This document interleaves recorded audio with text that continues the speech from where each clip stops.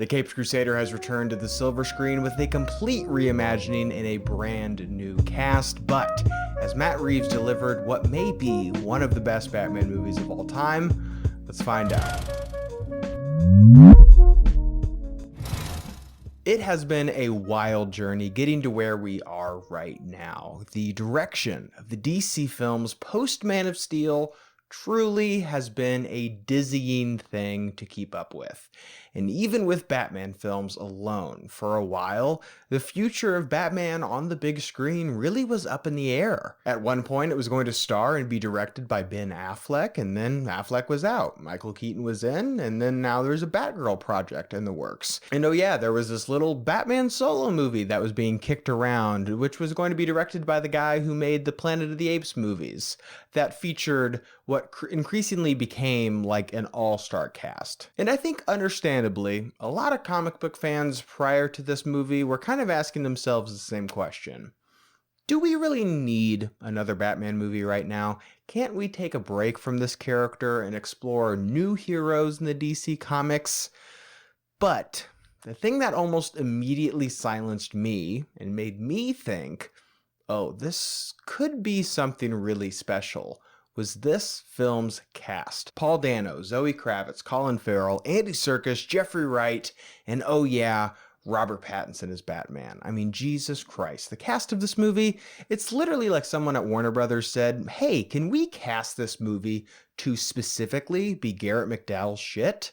I mean, Paul Dano and Pattinson were enough to get me excited for this movie, but you throw the rest of the cast in there? I mean, my God. And then you start to hear some of the influences for this movie were not only movies like Chinatown or The French Connection, but also two of my all-time favorite Batman runs with The Long Halloween, but also Batman Ego. I mean, good God, has there ever been a movie that has come along that seems like it was so specifically and explicitly made to be my shit? But sure, anything on paper can sound good, but how is the actual final product of the movie? And I've got to be honest, guys, I don't use this phrase a lot because I think it's really special when I can use it, but this movie completely blew me away.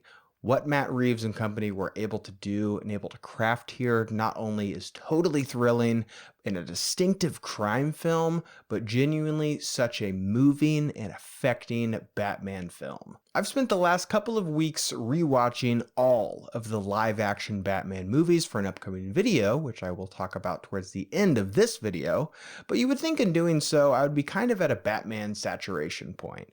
But honestly, it's kind of been quite the opposite.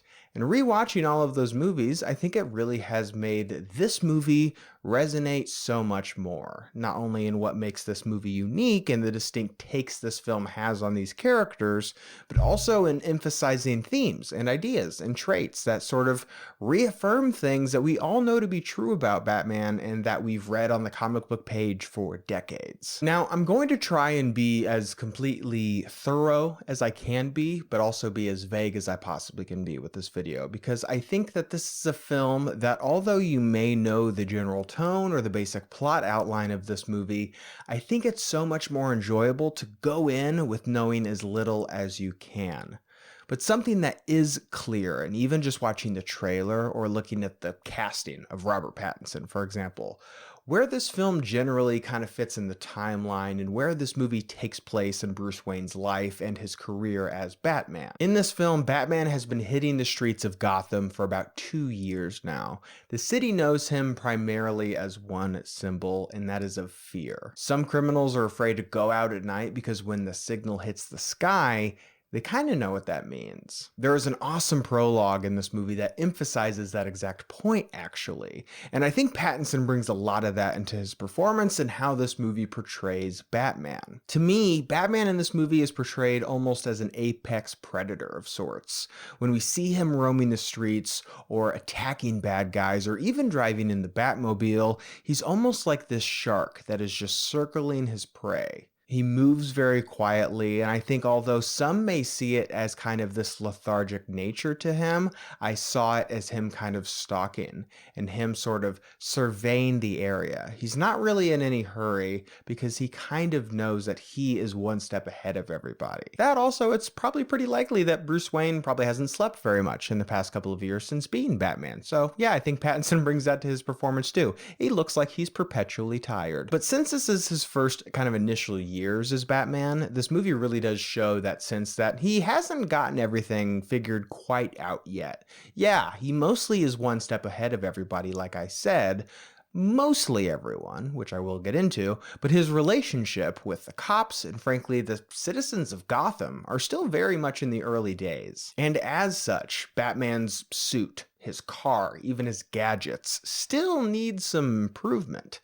This isn't Michael Keaton's Batman with this long car with guns on it and tons of gadgets. Hell, this isn't even close to Christian Bale's Batman, who still had this, giant tank and a jet, mind you. And I think that's almost kind of this like Mandela effect that people have with the Nolan movies, is that they are perceived often as these super grounded and gritty Batman movies, which yeah, sure, compared to what came directly prior to them. Hi, Freeze. I'm Batman. But even if you thought the Nolan movies were stripped down and dark, this thing must be like completely bare and pitch black. The suit alone in this movie has visible stitchings in it, has dings and cuts in it. The Batmobile is very 70s and is practically a muscle car with some fins on it and a big kind of engine on the back. And one gadget that Batman uses in this movie, it's literally just a flare. It's not a bat-themed flare. It doesn't do anything special, just a normal flare. Of course, Batman does use gadgets in this movie that we would typically attribute to the character, but it's a far more stripped down version that we would normally see in some of the comic books and even in some of the prior movies. Gotham City 2 is shown in a light in this film that it really hasn't been shown before. This film has this very David Fincher veneer over it, kind of, where the city is almost perpetually covered in rain, and the only illuminated parts of the city are like dimly lit street lamps. All of these things culminate in portraying a version of Batman in a Batman universe that has such a distinct and clear style and tone, but totally fits for this movie. And when it's paired with this film's antagonist, some of the other influences that I previously mentioned really start to reveal themselves. One of the members of Batman's rogues gallery that you meet in this movie is none other than the Riddler, who is portrayed excellently by Paul Dano, who brings such menace, but also such a sense of glee and playfulness to him.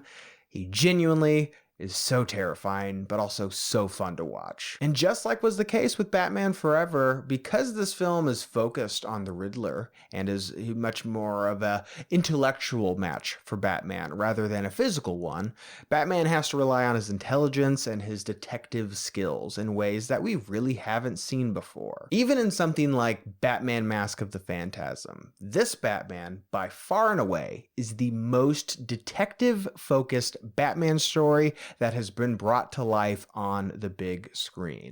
This film is practically Seven, but with Batman.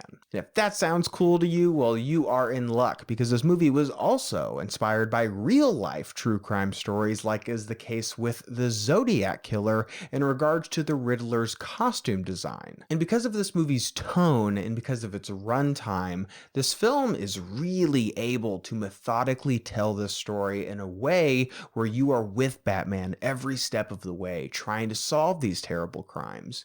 Meanwhile, you're calling into question many of the different powers that are and have been in Gotham City. And as such, one of the biggest things that surprised me so much when watching this movie was how political it is.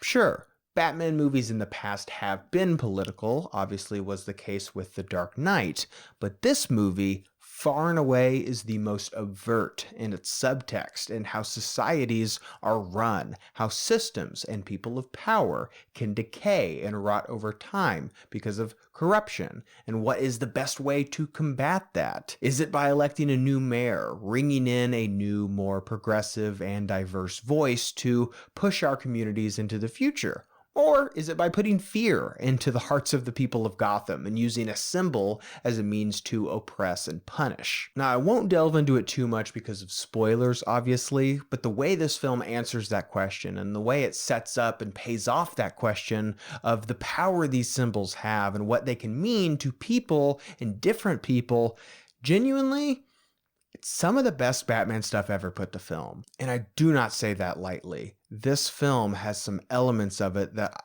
honestly kind of blew me away. And I was so pleased by the way that this film wraps up and what it has to say about the symbol of Batman. Because I think it would be easy to make a movie about Batman and just see him as this cool, badass guy who's got a lot of cool gadgets, cool car, and kicks the shit out of people. And he beats the bad guy, and that's the end of the movie. But the way this film deliberately comments about the powers of society and who calls the shots, and what does it mean to truly be a hero, and what purpose does Batman serve in today's society, genuinely floored me. If you haven't seen this movie or are going to see it again, there are two things I want you to pay attention to. One of which is how this little boy is utilized in this movie. Watch these moments and ask yourself what they mean, what this movie is trying to say. I think you'll really find that there's a lot of depth and a lot of insight and a lot of things said with very little said. I'll just say that. And two, there is a scene between Bruce Wayne and someone in a hospital. There's a conversation that they have that is so clever and perfectly and succinctly captures the pain of Bruce Wayne and why he is Batman. And it does it in a way that is encapsulated, honestly, in about 2 to 3 sentences, which is an element that I think is honestly one of like the truly highest compliments that I can give this movie. That is that overall, it sets out to make a movie about the Batman. What does that mean? Who is the man under the mask? What does that symbol mean to him, but also the rest of the people of Gotham? The way this film goes about answering that question is truly some of the most layered and unique and nuanced storytelling that we've ever seen in a Batman movie. And luckily for us, all of it is ushered along by a director, actors, cinematographer, sound editors, and a composer, and so many others that are honestly firing on all cylinders. And although I can totally understand, and honestly I think that I can agree with and find a lot of truth in, is that it's kind of more interesting to see superhero films go in a more theatrical and a more fantastical direction. I think we are kind of over the whole dark and gritty thing. I totally get that. And I think, to me, we are still getting that, which is what's important. Yes, we're getting movies like this, which are so self-serious and very dour in a way, but we're also getting things like Aquaman 2 and Black Adam and Shazam 2 and Batgirl and The Flash, all of which are very fantastical and are seemingly very much so a comic book film. So yes, I think that there's room for both. And if this isn't for you and you would rather see something a bit more fantastical, to be honest, the great thing about comic book movies is if you don't like this one and you wish it was a little bit more outlandish and not as self-serious, good news is you don't have to wait long. Wait about a week or so, and there's probably going to be something new coming right around the corner. But truly, guys, yeah, I really do wish I had the time to thoroughly explain why I love this movie so much and dive into all the nooks and crannies. But honestly, I really don't want to, because if I did, for one, yeah, this movie review would be about 35 minutes long. But I think above all, I just want to encourage you guys to go see this movie. Then we can have those conversations. Because if you're a fan of this character and you have been itching to see a detective Batman story brought to life in glorious fashion, mind you, I think I can do nothing else but just highly recommend that you check out The Batman. Now guys, one last thing before I do close out this video, but I am working hard on a new Batman video which will be releasing this weekend, in which I rank all of the live action Batmans using some unusual methods. I cannot wait for you guys to see that, and I'm working very hard on that. It will be out as soon as I can get it done. But in the meantime, guys, thank you so much for watching today. I hope you liked today's video. Where does this movie rank for you in regards to the other films in Batman's filmography? I would love to hear your thoughts and opinions down below. And you guys can also click the link down below so you can subscribe to my channel to see more movie reviews and movie related things. Again, guys, thank you so much for watching, and see you next time.